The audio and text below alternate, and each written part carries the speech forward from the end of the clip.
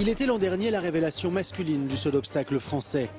En 2016, Harold Boissé s'est illustré et avait même intégré le top 100 mondial. L'objectif désormais, c'est de confirmer.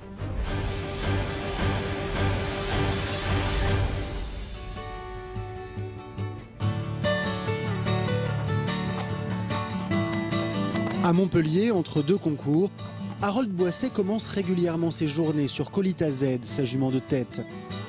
1,53 m au garrot, mais de l'énergie à revendre qu'il faut canaliser. Sur la piste, une fois que j'ajuste plus mes rênes pour, pour sauter, pour enchaîner, c'est vrai qu'elle se met de la nuque haute et du coup je pense que comme le week-end je lui demande ça, le reste de la semaine, il faut que je cherche quand même un maximum à les tirer.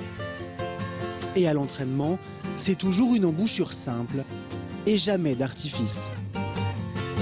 Jusqu'à l'année dernière, j'avais jamais mis, même pour sauter en concours du 3 étoiles, jamais mis une paire d'éperons. Même la plupart de mes chevaux, le moins souvent avec les éperons. De temps en temps, une petite cravache si j'ai un cheval qui est un peu mou. Mais comme souvent, j'ai des chevaux avec beaucoup de sang, je garde les éperons pour certains chevaux pour la piste, mais pas pour qu'ils s'habituent à la maison.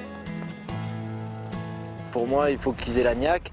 Et après, plus le respect à la limite que la force. La niaque, le cavalier l'a aussi sans aucun doute. Mais avec son arrivée à haut niveau, il a fallu accepter de ne pas gagner toutes les épreuves pour préparer au mieux celles qui comptent vraiment. Une façon de faire qui lui a déjà été enseignée il y a quelques années déjà par Sophie de Laval, celle qui l'a mis à cheval.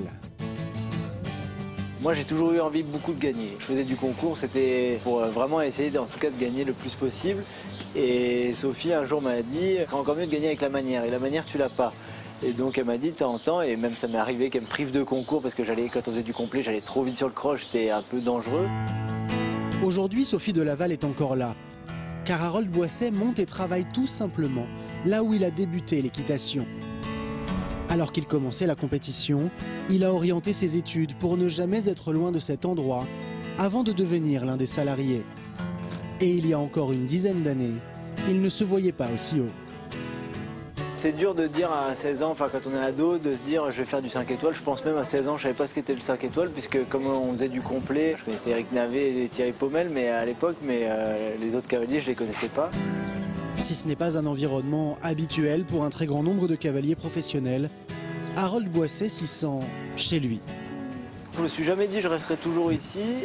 Par contre, je me suis dit pourquoi je partirais plutôt parce que ça m'a toujours plu ici le système dans le sens où tout a toujours été tourné vers la compétition. Donc si on avait envie, Sophie ou même le club, ils ont tout fait pour que j'y arrive. Si tu peux descendre après le tuk-tuk et les barres, tu les laisses entre les chandeliers. Quand je reviens des concours où c'est des environnements quand même très stériles, il n'y a pas de vie dans la plupart des concours maintenant. Je suis content de retrouver mes petites habitudes.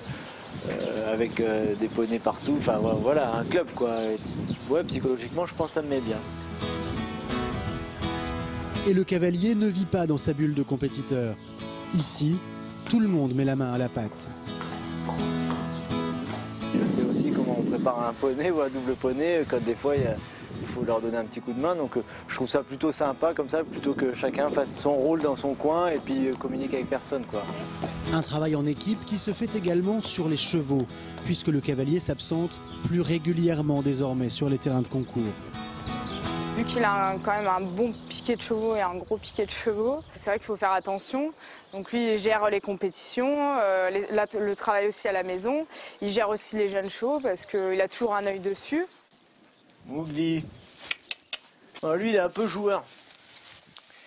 Allez, Pépère. Voilà. Harold est quand même moins en moins là, donc on échange pas mal sur les chevaux, sur qu'est-ce que tu penses de ça, ou voilà, quand on est en jeunes chevaux et qu'il n'est pas là, on lui passe un petit coup de fil. J'ai un peu ça quand même. Pas question de ne penser qu'aux 5 étoiles, quand il est au centre équestre, Harold Boissé aime beaucoup commencer le travail d'un jeune cheval. C'est important pour moi de les monter à 5 ans, à 6 ans, même à 4 ans, parce que au moins on fait déjà, on commence à faire couple avec eux quoi. Et le caractère de Mougli montre bien qu'il ne s'occupe pas que des plus faciles. Loin de se mettre en avant, il confie ses chevaux, même les très bons, aux cavalières qui travaillent avec lui. Ah là, il va en avant là. Quand il est à la maison, il est plus là pour nous coacher que pour travailler ses chevaux en fait. Même lui se remet en question tout le temps. Voilà, et même s'il a des soucis, des fois il nous en parle aussi avec ses chevaux. Et on essaye d'aider au maximum et lui nous aider au maximum, quoi. Oh bah il est bien concentré en ce moment. De très simple, très gentil et vraiment, enfin, c'est un vrai exemple pour les jeunes, tous les jeunes d'ici, c'est vraiment une chouette histoire.